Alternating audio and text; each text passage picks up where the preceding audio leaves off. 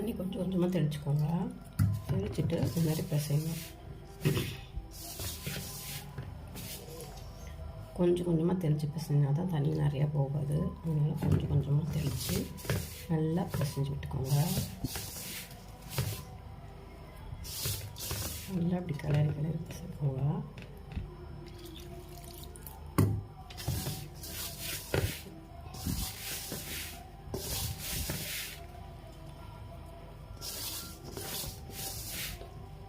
நல்லா பிசைஞ்சு விட்டுக்கிட்டே இருக்கணும்.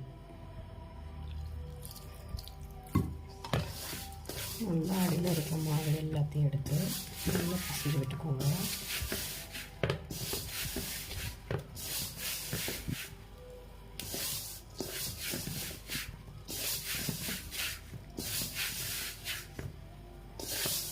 கொஞ்சம் கொஞ்சமாக இந்த மாதிரி தண்ணி தெளிச்சுட்டு பிசைஞ்சிட்டே வாங்க.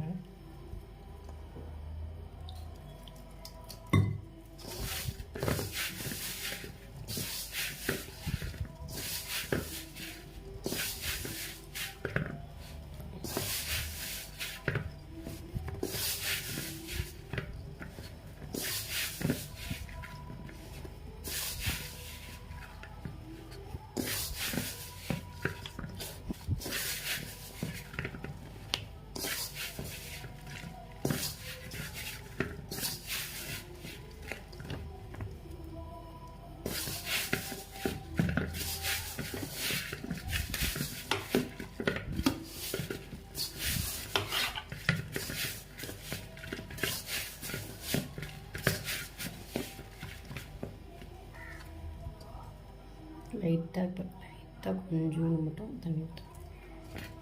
ஓகேங்களா? நிறைய ஊற்றினீங்கன்னா இருக்கும்.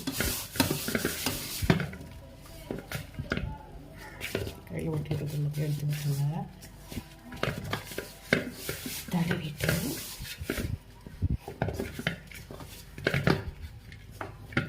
இந்த மாதிரி வந்ததுக்கப்புறம் என்ன பண்ணணுன்னா, 1 டீஸ்பூன் எண்ணெய் ஊற்றிக்கோங்க. லைட்டாக கையில் ஊற்றி நல்லா பிசைஞ்சு விட்டுக்கோங்க.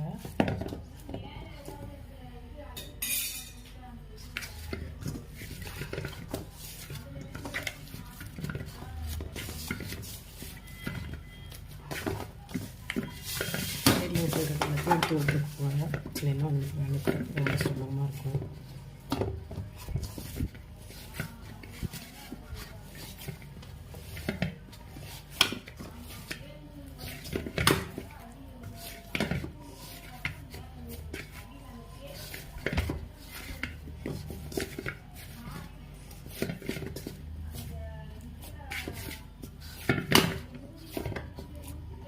நம்ம என்ன பண்ணுறோம் அப்படின்னா,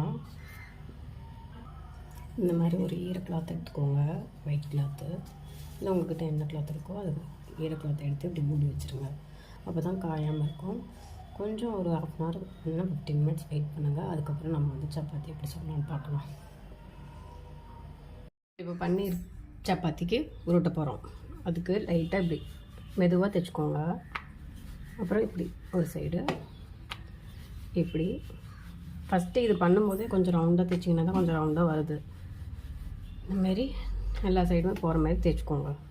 அதுக்கப்புறம் என்ன பண்ணுறோம் அப்படின்னு பார்த்தீங்கன்னா, ஆயில் அப்ளை பண்ண போகிறோம். சென்டரில் ஆயில் அப்ளை பண்ணிவிட்டு இப்படி தடவிக்கணும். தடவிட்டு இப்படி ரோல் பண்ணிக்கோங்க. இப்படி ரோல் பண்ணி இந்த சைடு இப்படி ரோல் பண்ணிக்கோங்க. ரோல் பண்ணிவிட்டு இப்படி ஒரு ப்ரெஸ் கொடுத்தீங்கன்னா மறுபடியும் ரவுண்ட் ஷேப்லேயும் வந்துடும். ஓகேங்களா? அதுக்கப்புறம் மறுபடியும் மாவை வந்து டிப் பண்ணிக்கோங்க. டிப் பண்ணிவிட்டு இப்போ மறுபடியும் திரட்ட போகிறோம்.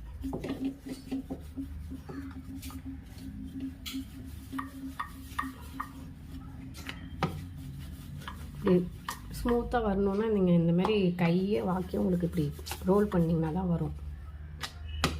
சைட்லலாம் கார்னர்லாம் கொஞ்சம் இதாக இருக்கும். அதனால ஸ்மூத் பண்ணி கொடுத்துக்கோங்க. மடிப்பு வந்துடுச்சு. எடுத்து விட்டுட்டு இப்படி பண்ணிக்கோங்க.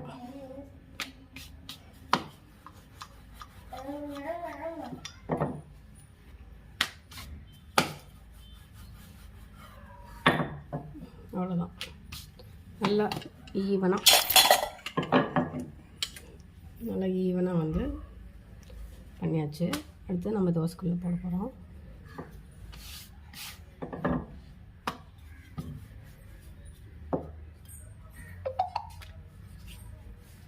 ரெடி ஆகிடுச்சு சப்பாத்தி.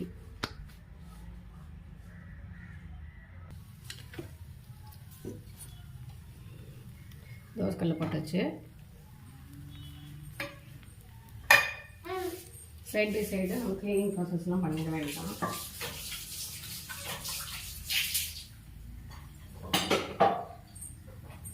நல்லா இந்தமாரி பபிள்ஸாக வந்ததுக்கப்புறம் நம்ம டர்ன் பண்ண போகிறோம். நல்லா டர்ன் பண்ணிங்கன்னா இந்தமாரி மறுபடியும் உப்பு. இப்போ ஆயில் அப்ளை பண்ணக்கூடாது.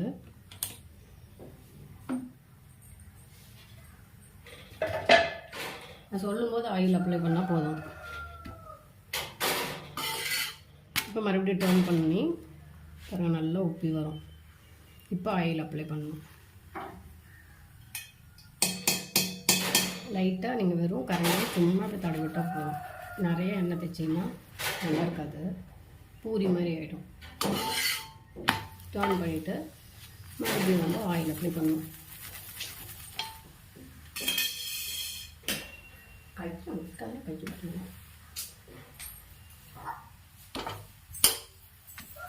இப்போ நமக்கு பன்னீர் சப்பாத்தி ரெடி. சைட் டிஷ் தக்காளி சட்னி கூட வச்சு சாப்பிடலாம்.